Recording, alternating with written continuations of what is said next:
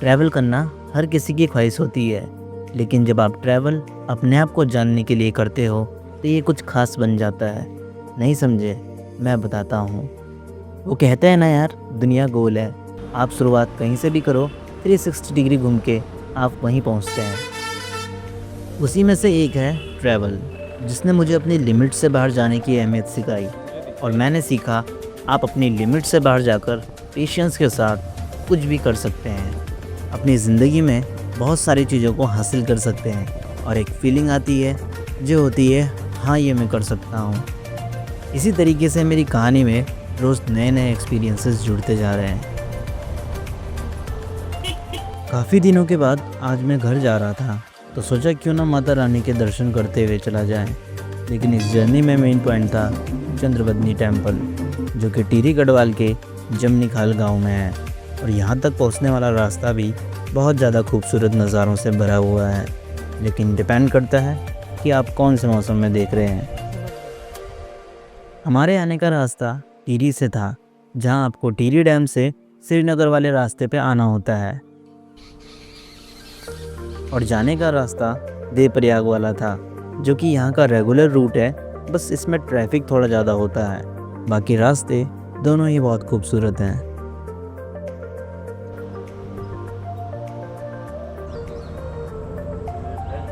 टिहरी वाले रास्ते में 1 किलोमीटर की ऑफ रोडिंग के बाद हम मंदिर पहुँचते हैं। लेकिन आज शायद हमारी किस्मत अच्छी थी, क्योंकि माता रानी ने ऐसे दिन बुलाया था जो कि बहुत ख़ास था। आज के दिन सभी गांव के लोग यहाँ आए थे और गुप्त नवरात्रि की अष्टमी थी। तो मंदिर में भीड़ तो बहुत ज़्यादा थी और चारों तरफ मंदिर के पूरे रास्ते में सिर्फ ढोल की आवाज़ सुनाई दे रही थी। और शायद ये हमारा सौभाग्य था कि हमें आज दर्शन करने का मौका मिला। मंदिर का ट्रैक मात्र 1 किलोमीटर का है। इस मंदिर के रास्ते में सबसे पहले आता है वन देवी का पेड़। माना जाता है कि अगर आप कोई विश मांगते हैं तो वो पूरी होती है। खैर मेरी विश तो लॉन्ग टर्म की होती हैं, तो 3-4 साल बाद ही पता लगेगा। लेकिन अगर आप लोगों की कोई विश पूरी हो तो आप मुझे ज़रूर बताना। जैसे ही आप इस मंदिर की चढ़ाई चढ़ते हैं, नज़ारे और भी खूबसूरत होने लगते हैं। लेकिन अगर आप इन नज़ारों को अर्ली मॉर्निंग में देख पाओ तो ये और भी ज़्यादा खूबसूरत होंगे।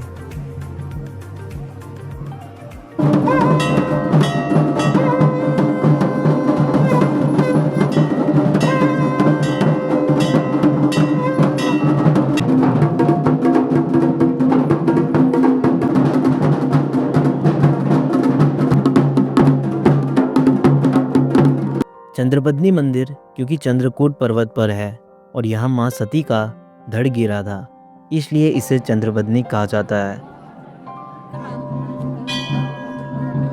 कहा जाता है ये 51 शक्तिपीठों में से एक है। यहाँ सिर्फ माता के श्रीयंत्र की पूजा की जाती है। जब भगवान शिव माँ सती को लेकर यहाँ से जा रहे थे तो वो नहीं चाहते थे कि कोई माँ सती के बदन के दर्शन करें। कहा जाता है उसके बाद आदि गुरु शंकराचार्य ने माँ सती के बदन को पत्थर से ढक दिया था। और साल में एक बार इस श्रीयंत्र के ऊपर कपड़े की छतरी बांधी जाती है, और ऐसा करने वाले ब्राह्मण पुजारी को आंखों में पट्टी बांधकर ऐसा करना होता है, क्योंकि माँ सती के शरीर को देखना वर्जित है।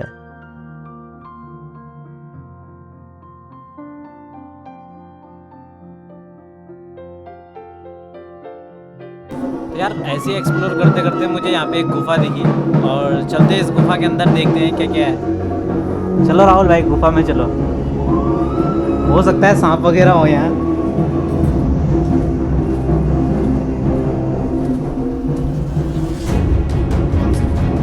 फ्लैश खोल दो यार। रुको। वाह।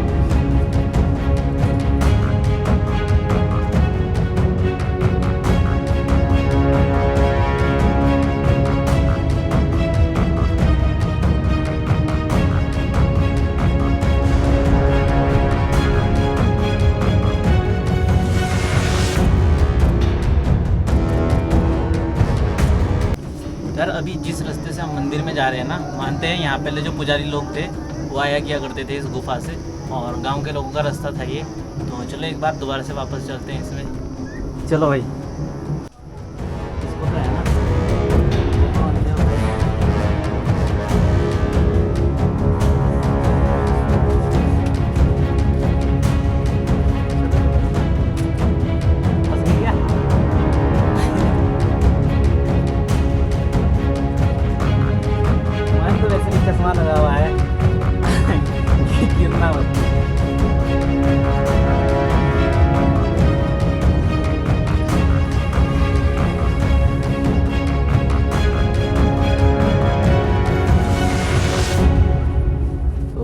बहुत अमेजिंग थी यार।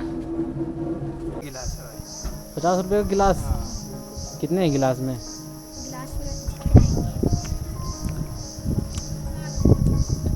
तो एक गिलास पड़ते हैं। काबल ले रहे हो? देवप्रयाग का मतलब है देवताओं का संगम, जहाँ देव का मतलब है देवता और प्रयाग का मतलब है संगम। यहाँ पर अलकनंदा और भागीरथी नदी एक दूसरे से मिलते हैं और गढ़वाली में इन्हें सास बहू का प्रतीक भी माना जाता है।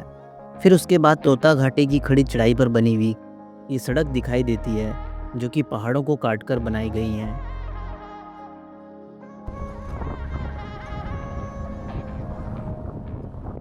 कुछ ऐसे ही बहुत सारे नज़ारे जो आप अपनी लाइफ में पहली बार एक्सपीरियंस करेंगे इस रोड पे दिखाई देते हैं। फिर मिलेंगे किसी और वीडियो में, तब तक के लिए जय हिंद।